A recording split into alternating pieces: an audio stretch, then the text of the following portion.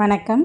இன்றைக்கி ஜானூஸ் கிச்சனில் மட்டனுடைய நெஞ்சு எலும்பும் உருளைக்கிழங்கும் போட்டு ஒரு குழம்பு செய்யலாம். நான் சட்டியில் 1 டேபிள் ஸ்பூன் எண்ணெய் ஊற்றிருக்கேன். எண்ணெய் காஞ்சதும் அதில் ஒரு கைப்பிடி நிறைய சின்ன வெங்காயம், 10-15 பல்லு பூண்டு, ஒரு சின்ன துண்டு இஞ்சி கட் பண்ணி போட்டிருக்கேன், 2 பச்சை மிளகாய், ஒரு சின்ன சைஸ் தக்காளி போட்டிருக்கேன். கூடவே கொஞ்சம் பெருஞ்சீரகம் போட்டு இதெல்லாம் ஒரு 2-3 நிமிஷத்துக்கு வதக்கிக்கிறேன். ஒரு 50% வதங்கினா போதும். இந்த மாதிரி வதங்கினதுக்கப்புறம் அதை மிக்ஸி ஜாரில் சேர்த்துக்கலாம்.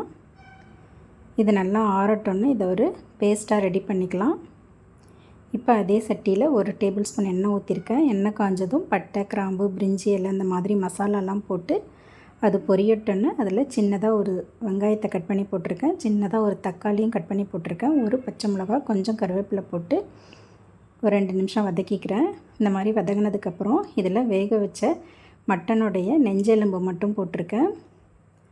நான் வேக வைக்கும் போது உப்பு, மஞ்சள் தூள், கொஞ்சமாக இஞ்சி பூண்டு பேஸ்ட் போட்டு வேக வச்சுருந்தேன். அதை சேர்த்து ஒரு 2 நிமிஷம் வதக்கி விட்டுக்கிறேன். இப்போ இந்த குழம்புக்கு தேவையான உப்பு சேர்த்துக்கிறேன். 2 சிட்டிகை மஞ்சள் தூள், காரத்துக்காக 1/2 ஸ்பூன் அளவுக்கு தனி மிளகாய்த்தூளும் 1 டேபிள் ஸ்பூன் அளவுக்கு குழம்பு மிளகாய்த்தூளும் சேர்த்துருக்கேன். சேர்த்து வதக்கி விட்டுக்கிறேன். இந்த மாதிரி ஒரு வாட்டி கலந்து விட்டுட்டு நம்ம அரைச்சி வச்ச பேஸ்ட் எடுத்து அதில் சேர்த்துக்கலாம். சேர்த்துட்டு மிக்ஸி ஜாரை கழுவி கொஞ்சமாக தண்ணியாக சேர்த்துக்கிறேன். இந்த மாதிரி தண்ணி சேர்த்துட்டு ஒரு வாட்டி கலந்து விட்டுக்கலாம். இப்போ இப்படி கலந்து விட்ட பிறகு நான் இதில் வேக வச்சு வச்சுருந்த உருளைக்கிழங்கு சேர்த்துருக்கேன். மீடியம் சைஸ் உருளைக்கிழங்கு ஒன்று வேக வச்சு வச்சுருந்தேன். அதை சேர்த்துட்டு இன்னமும் கொஞ்சம் தண்ணி சேர்த்து இந்த குழம்போட கன்சிஸ்டன்சியை கரெக்ட் பண்ணிக்கலாம்.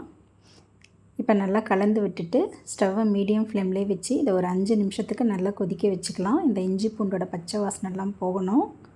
இப்போ நல்லா கொதிச்சிடுச்சு. இதை ஒரு வாட்டி கலந்து விட்டுட்டு இதில் 100 ml அளவுக்கு தேங்காய் பால் சேர்த்துருக்கேன். இந்த மாதிரி தேங்காய் பால் சேர்த்துட்டு நல்லா கலந்து விட்டுட்டு ஸ்டவ்வை நல்லா ஹை ஃப்ளேம்லேயே வச்சு ஒரு 2-3 நிமிஷத்துக்கு மட்டும் இதை கொதிக்க வச்சுக்கலாம். ரொம்ப நேரம் கொதிக்க வேண்டாம். தேங்காய் பால் சேர்த்த பிறகு ரொம்ப கொதிக்க வேண்டாம். இப்போ நல்லா கொதிச்சிடுச்சு. ஸ்டவ்வை ஆஃப் பண்ணிவிட்டு இதில் கொத்தமல்லி தழை பொடியாக நறுக்குனதை கொஞ்சமாக தூவி விட்டுக்கலாம். அவ்வளோதாங்க, உருளைக்கிழங்கு போட்டு மட்டன் நெஞ்சு எலும்பு குழம்பு ரெடி ஆகிடுச்சு. இந்த உருளைக்கிழங்கும் மட்டன் டேஸ்ட்லேயே ரொம்ப நல்லாயிருக்கும். தேங்க்ஸ் ஃபார் வாட்சிங்.